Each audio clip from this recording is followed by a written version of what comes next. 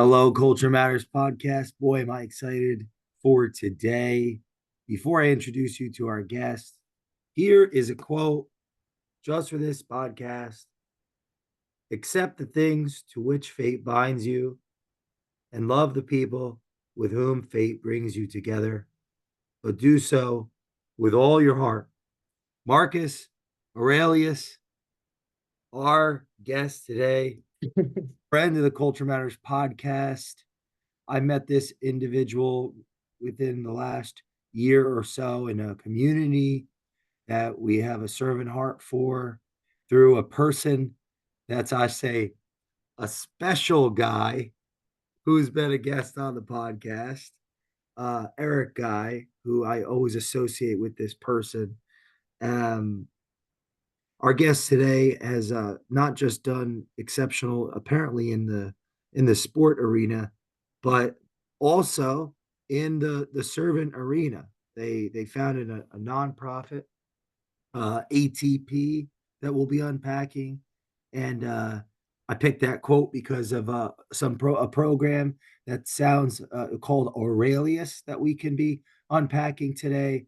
And the more I've gotten to know this person, the more I like their culture and what they're about. And they're going to now convince me and probably you for 45 minutes why we should be going into the Grand Canyon at some point, Yeah, among other adventures. But without further ado, thanks for coming on, Caleb Kolb. Oh, I hope I pronounced that right. absolutely. Thanks for having me. Absolutely. Yeah, I'm pumped to be here, man. This is like us traveling in our own canyon.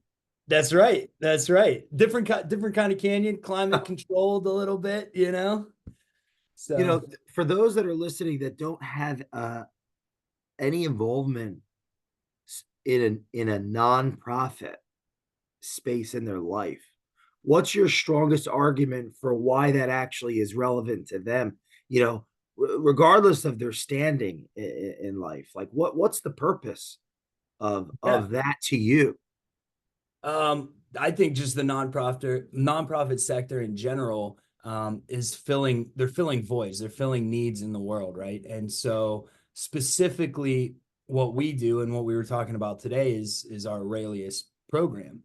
And so what we offer is physical and mental health services for veterans and first responders in a very, you know, clinically data-driven way. But more than that is building the culture, having a community, and really doing some outdoor adventure things that we're, that we love to do. So, What have you learned about yourself being involved in this type of work? um, so I think, and I think this goes for any kind of business leader, but you have to wear a lot of hats, right? And so, um, we got 7 staff, full-time staff, and I'm really the only one that's doing kind of the business side of it. Most of our other staff are hands-on, directly working with the clients, their treatment services. And so, that leaves a lot of a lot of things that need done as far as, marketing, donor relations, fundraisers, grant writing, program oversight, clinical meeting oversight. So that's really, we've been blessed because we have a lot of great people that have surrounded us. We've got a lot of I've got a really good teammates that are really bought into the mission. And I think that's what's helped kind of the team here be successful in the culture that we've created here. So Wow, they're brought into the mission. Why were you originally? so we initially started as our core offering was physical rehab. Hmm. And my dad has always had a heart for specifically really like chronic disease, illness. And so that was like our first program, and it's now our second largest program behind the veteran first responders program. My brother has muscular dystrophy, so that's always been something close to my dad and our family. And he worked for an orthopedic surgeon, and he had several clients that their insurance funding may be cut, but if you have ALS, the worst thing you can do is go home and live a sedentary lifestyle. You need to continue to move your body. And so that's really how we started. And I am really fascinated by kind of servant leaders and that type of leadership style. I like to serve, I always have. And so I was actually in Nebraska selling medical supplies when we started this. It was 2015. And my dad is pretty old school. He's 76 years old. But he's just got a new chainsaw for his birthday. So like he's not slowing it down. But he's old school. Like I said, like he doesn't really text a lot. He doesn't have a digital calendar. He writes everything in his book. He's not a big emailer. So when we launched this, I was really helping just kind of do the communication side of things, like the website, just all kind of communication things for him. And I was doing that remotely in Nebraska. And then I moved home in 2017 to really pursue this full time. And it's been kind of everything. I've poured my whole life into this. I met my wife through the nonprofit. My entire family was working here at one point. And now my wife works for a marketing company. But it's been kind of the way of life. And it, it fills my bucket. I get to do the things I love to do. And but like I said, you wear a lot of different hats that I didn't necessarily go to school for all of these hats, so it's kind of a lot of just learning. And I've been lucky to have good mentors that have kind of held my hand along the way and showed me. What's it like to see the people that are touched by the service? Oh, man, that's the thing. And it's more than like, you know, changing lives, right? Like it is changing lives for sure, but I mean, there's instances where it's saving lives. I mean, for real. Um, every day you could come in here any day of the week, and I encourage people to, like, if anyone listening, give me a call. You're more than welcome to come in, see what we're doing firsthand, meet the staff, but any day of the week you could come in and talk to one of the clients here, and just hearing their story, like some of them, they break your heart, the things that people have endured and gone through. And the resiliency and grittiness and toughness of these men and women to overcome those things and get to where they are now, to have this massively increased quality of life. And I know you started the show with a quote from Marcus Aurelius, and kind of our tagline for Aurelius is, the impediment to action advances action. What stands in the way becomes the way. And Wow. so that's actually where the Aurelius 520 comes from. So in Marcus Aurelius's fifth book, 20th Entry, that's what he wrote. And um, I think that really is a testament to what we do, right? Everybody has an obstacle. You, me, everybody listening, we're all dealing with things, right? Heavy stuff. And we believe the best way to overcome that is to take it on, to not run away from it, to take it on and move forward and grow from that. And so that's what we provide in this, physical, mental health kind of post-traumatic growth program. And are these people veterans? Yeah, so anyone in our Aurelius program is a veteran, active military, or a first responder.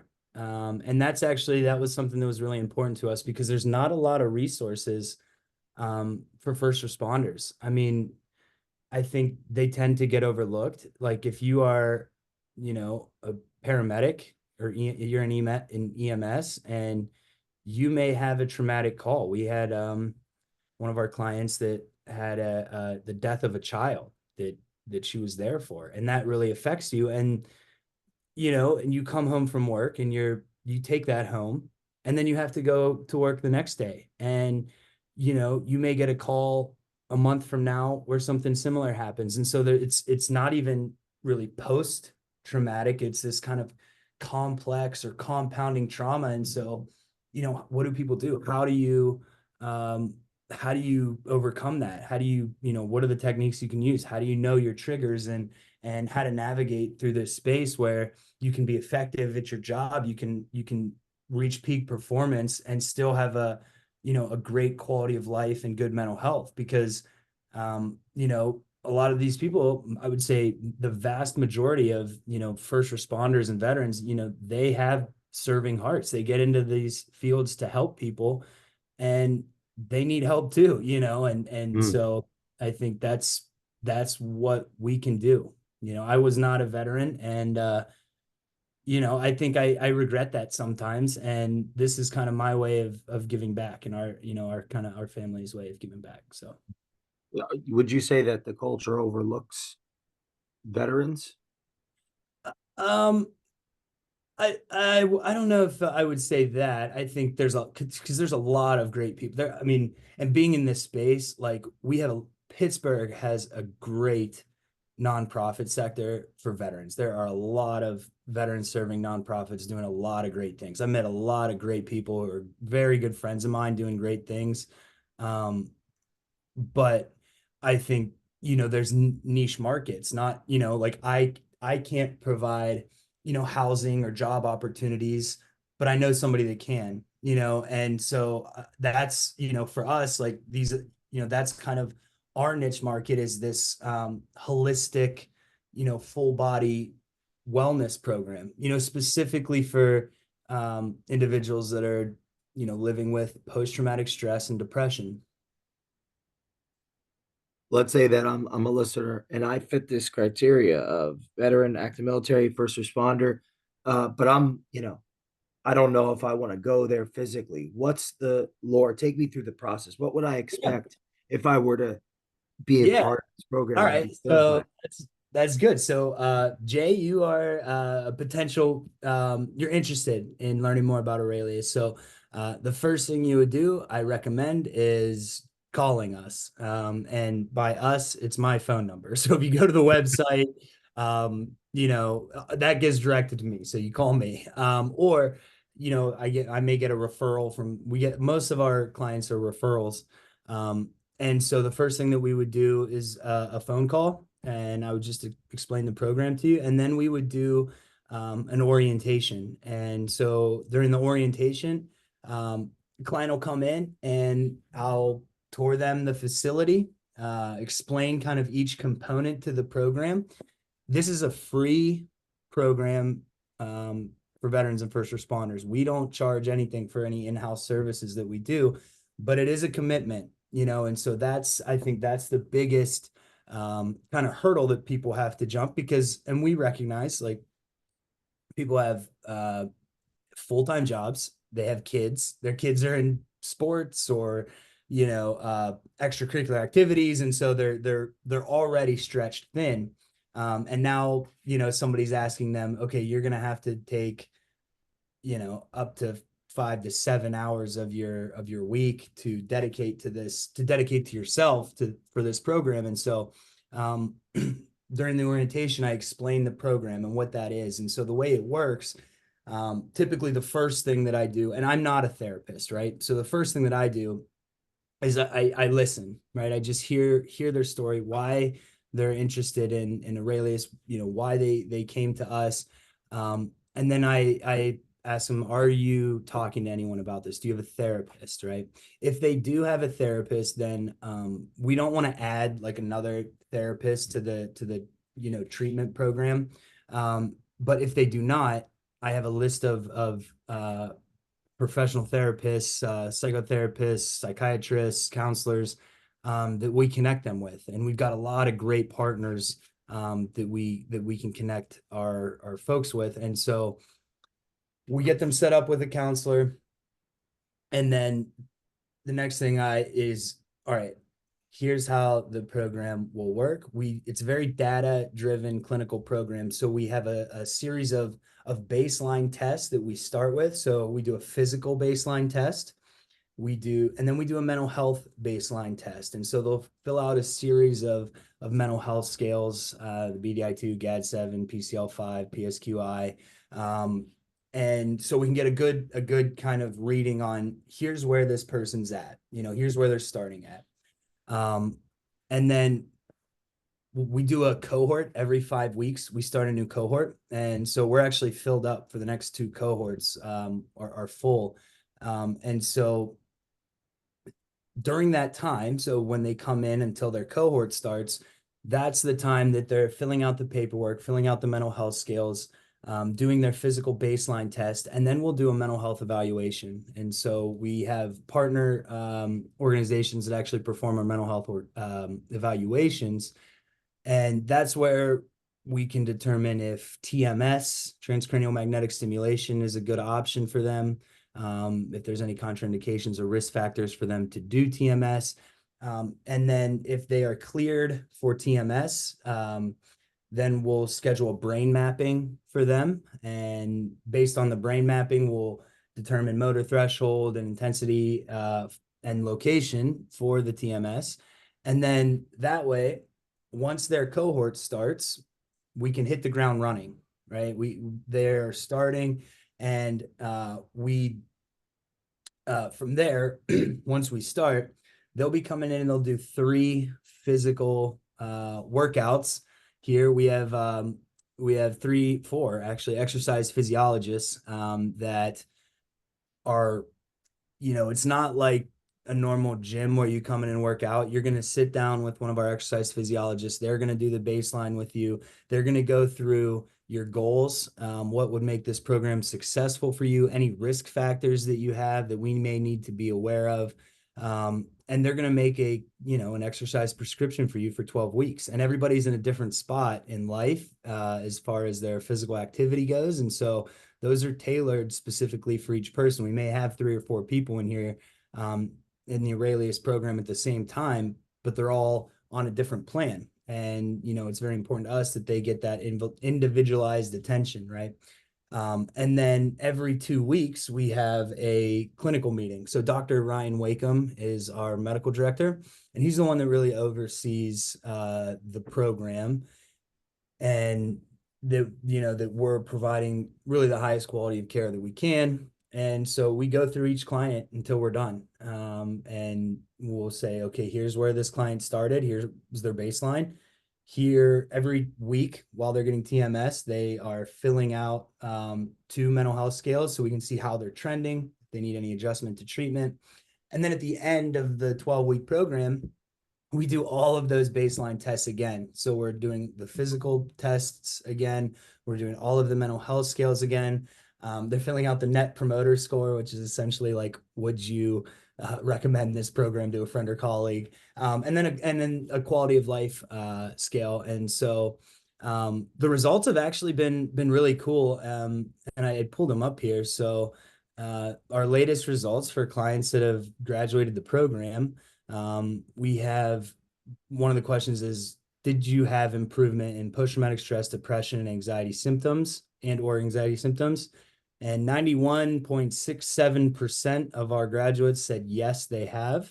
And then we ask, at what percent approval did you have, in these symptoms? And so the average approval rate is 64.6%, which is, we're very proud of that.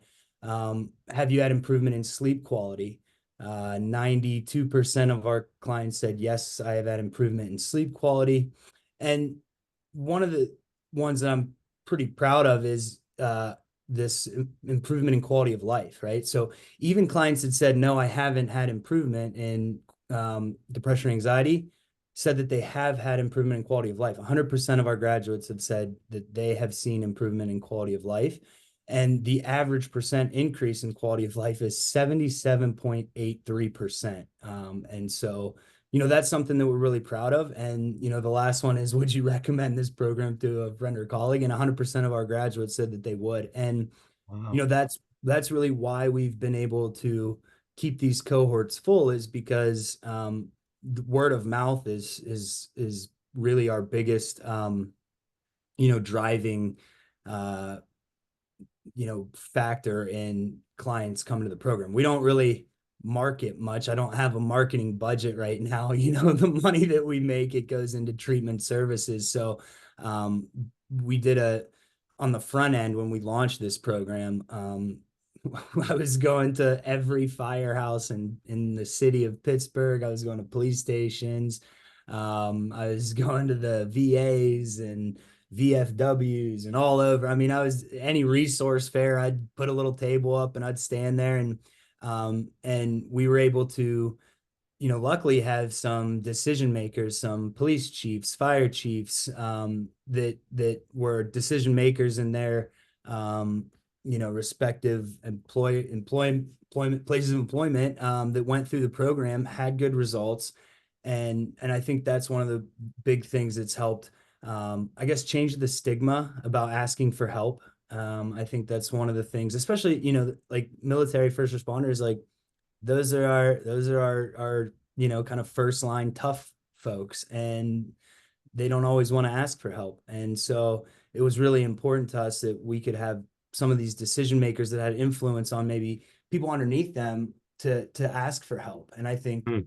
city of Pittsburgh is, I think, really ahead of the rest of the country in that, as far as like leadership buying into to it's okay to ask for help, and we're going to help you. And these leaders, they want their team at peak performance, and they want to do what they can to do that. And so, that's helped us, as far as we don't have to market that much, which is good because we don't have a huge marketing budget. So we don't have any. So, How important is it to have that feedback about the help, the percentages, in your view? oh, like,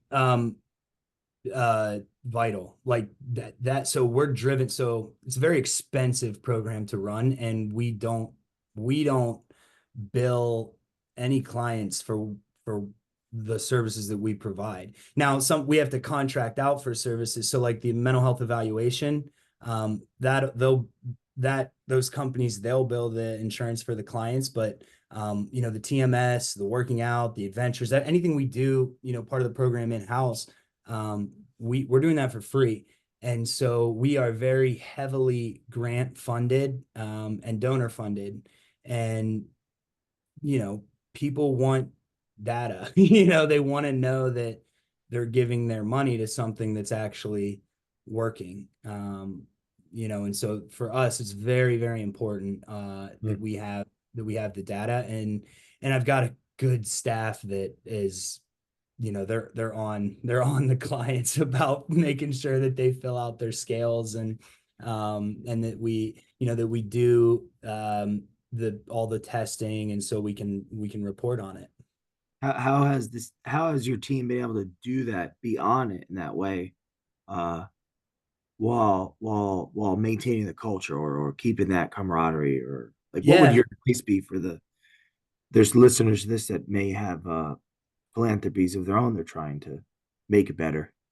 And yeah. Well, a lot of it, I mean, for me personally, like I had a lot of good mentors that helped, because even our staff, like I talk about wearing a lot of hats, you know, we have 4 exercise physiologists. They're also certified TMS technicians, Hmm. right? And so at other places, like these TMS, there's TMS companies, that those TMS technicians, that may be their full-time job, where I'm a certified TMS technician, and so, we can do multiple things. We can be flexible. And I think really, for me, like what I try to push is this is not about us. This is about the client, and this is about, them. And one thing that I've noticed too is if we can get their families behind it, then we want to do that. And so we invite their spouse to come in. We've had clients that have brought their kids in with them. And I think the other really big thing that helps our culture is these outdoor adventures, right? And so because we start at 7 a.m. and we end, I was here last night with Nick until probably almost 8 p.m., right? So they can be really long days sometimes. And you have clients that never meet each other, maybe in the same cohort. So those weekend activities, that we do, hiking, biking, rock climbing, that's a good opportunity for those clients to be able to connect with each other. So What's a cohort? a cohort is typically about 10 clients, 10 clients that are going through the program together. And when you say together, what does that look like? So I guess together is that's why the weekends are so important, because there might be clients that can only come in before work or can only come in after work. And so that's why getting them together on the weekends, inviting their family, making them kind of feel part of this community, is so important to us. We want our clients to get to know each other. And one of the cool things is once they, I guess, quote, graduate from the program, it's a 12-week program. So at the end of that, they're welcome to continue coming in and training, and so we have a lot of clients that have already graduated that still come in, and they still train, and they become friends. And it's kind of cool. We had two of our clients that that didn't know each other previous to the program, and they went bowling into the movies together last weekend. They were telling me about it. It's like it's just cool that many of our clients, when they come in, they're very isolated, and so they can leave with just this kind of new sense of quality of life, of belonging, and so that's why we do this. Wow. Yeah. Would you say that the community aspect, uh, that in and of itself can help one's stress? Oh, absolutely. Just having and I think so. I think more than like the clinical, modalities that we do, um, having that community of people around you is what we need, and for the military, a lot of what I hear is, the transition back into civilian life is tough. You leave part of yourself, in your uniform, and so being around other people that have experienced the same thing and having that community is so important. And so we do a lot of just other community activities, like the second Tuesday of every month is yoga day. So we do yoga here at the office in the evening. And that's like, it's important, it's important to do those things. And I was never a yoga guy, but golly, it is helpful, man. It is like, that 45 minutes to an hour of just peace, is great. You mentioned that in the beginning, for you went to all these places to share the word, spread the message. Mm-hmm. What strength did you rely? Like, were you afraid? Uh, not well. I didn't. I mean, it was just kind of a pilot program then, So we had this idea. It was my wife, myself, and a guy named Anson Flake from Harrisburg, who really brought this together. And the original business plan was a bunch of like those big white pieces of paper that you can stick on the wall. That is in my basement. And so it's just a pilot program, and so we didn't, we thought that I knew it was going to work. Like I was confident because we had taken research data driven approaches to each part of the program, right? So we know that just having a therapist improves mental health. We know that just doing TMS alone as a standalone treatment improves mental health. We know that the physical wellness improves mental health. And so putting all these together in a comprehensive treatment plan is really we knew that it would work, and it has. One second. Our office dog has been knocking on my door for the past That's all right. 5 minutes. I'm sorry. TMS. What's TMS?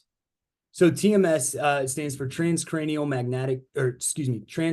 magnetic stimulation.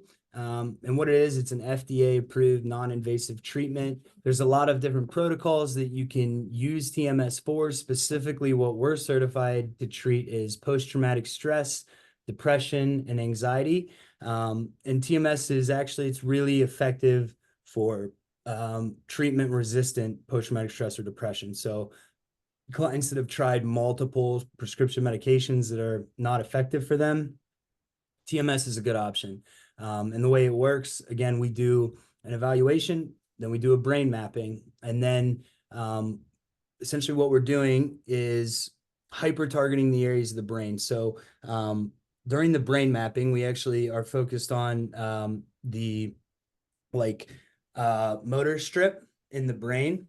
And so you can do these like intermittent magnetic pulses. And so clients will sit in the TMS chair, and we're trying to just isolate single finger movement. And then based on that, we know, okay, if we move, X amount of centimeters forward into the prefrontal cortex, like about the size of a quarter is the space that, the space that we want to hit for depression or post-traumatic stress. And we can stimulate that area with this magnetic pulse.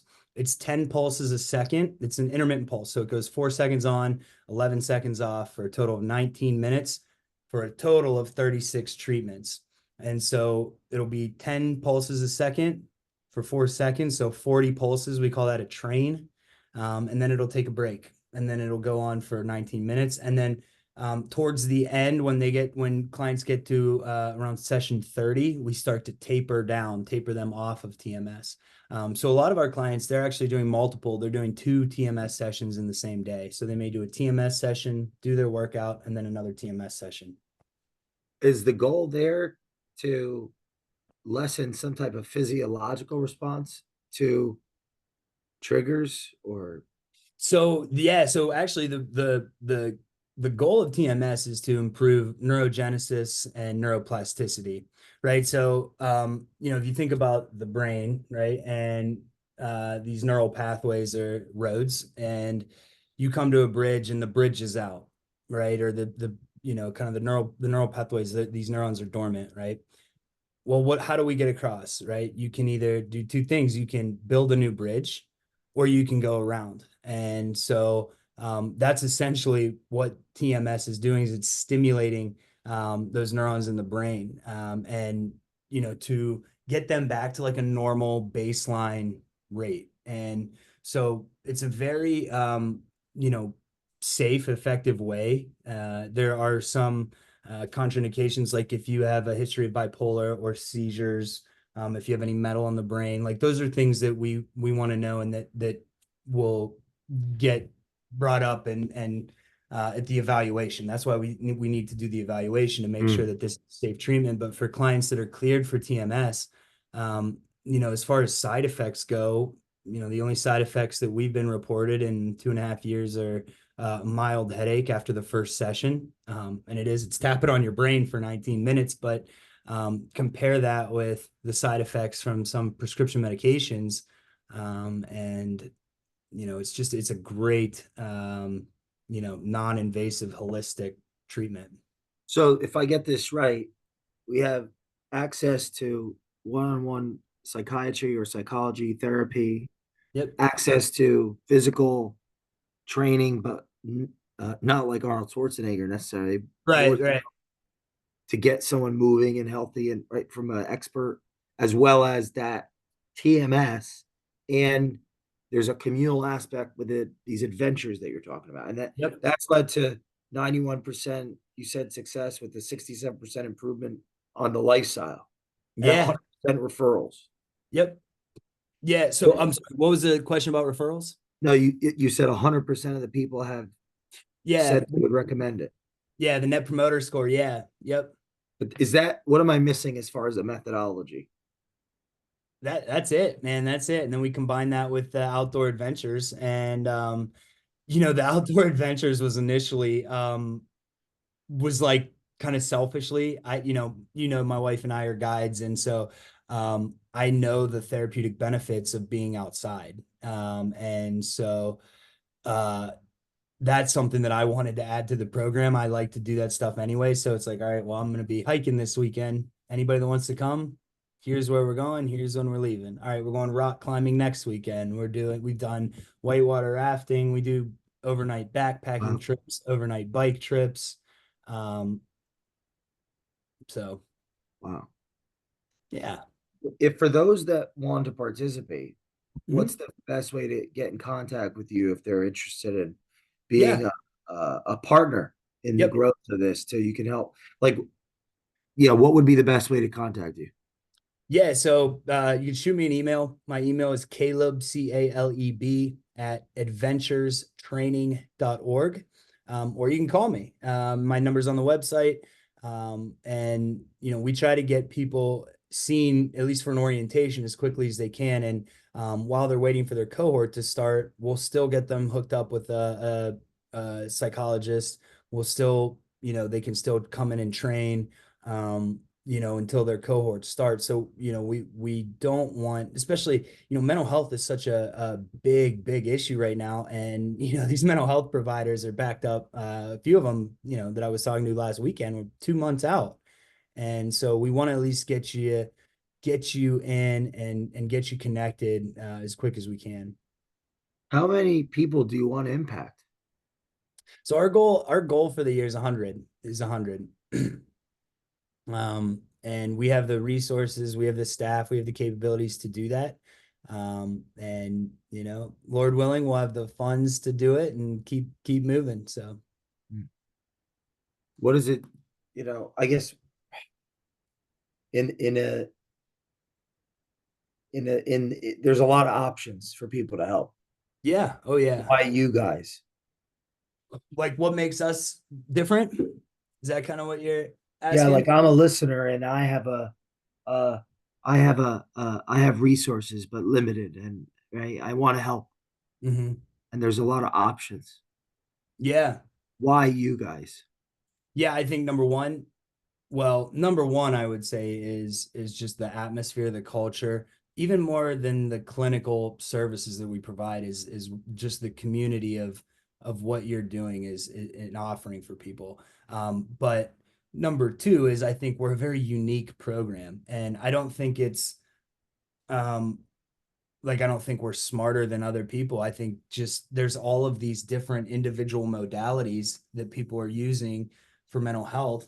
Um, all we've done is try and take them and put them in a comprehensive one-stop shop program, and that makes us very, very unique. That you're not driving over here for therapy and here for TMS and then to your gym over here. It's you come in, you're part of the family when you're here, and we want to love on you and show you that you're not alone.